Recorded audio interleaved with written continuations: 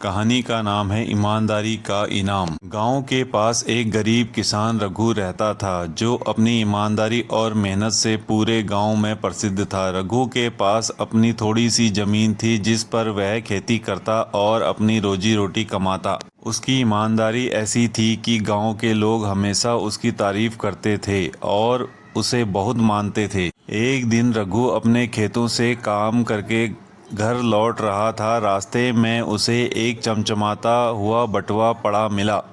बटुए को उठाकर देखा तो वह सोने के सिक्कों से भरा था। रघु ने बटुए में हाथ में लिया और मन में सोचा, अगर मैं यह बटुआ रख लूं तो मेरा जीवन बदल सकता है।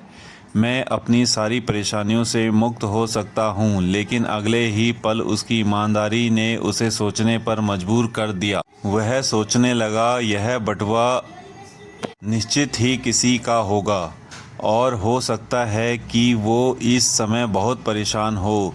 रघु ने फैसला लिया कि वह इस बटुए को असली मालिक को खोजकर उसे वापस करेगा। उसने पास के गांव में जाकर लोगों से पूछताछ शुरू की, लेकिन किसी ने बटुए के बारे में कुछ नहीं कहा। वह हार मानने को तैयार नहीं था। रघु ने अगली सुबह फिर खोज शुरू की और कई घंटों तक गांव के अलग अलग हिस्सों में जाकर पूछताछ की। कुछ समय बाद एक बूढ़ा व्यक्ति गांव में आया और उसने बताया कि उसका बटुआ कहीं खो गया है। वह बहुत परेशान था, क्योंकि उस बटुए में उसकी सारी जीवन भर की जमा पूंजी थी। रघु ने बटुआ उसकी तरफ बढ़ाया और कहा, यह बटुआ आपका है। बूढ़ा व्यक्ति बहुत खुश हुआ और उसकी आंखों में आंसू आ गए। उसने कहा, तुमने मेरी जिंदगी बचा ली।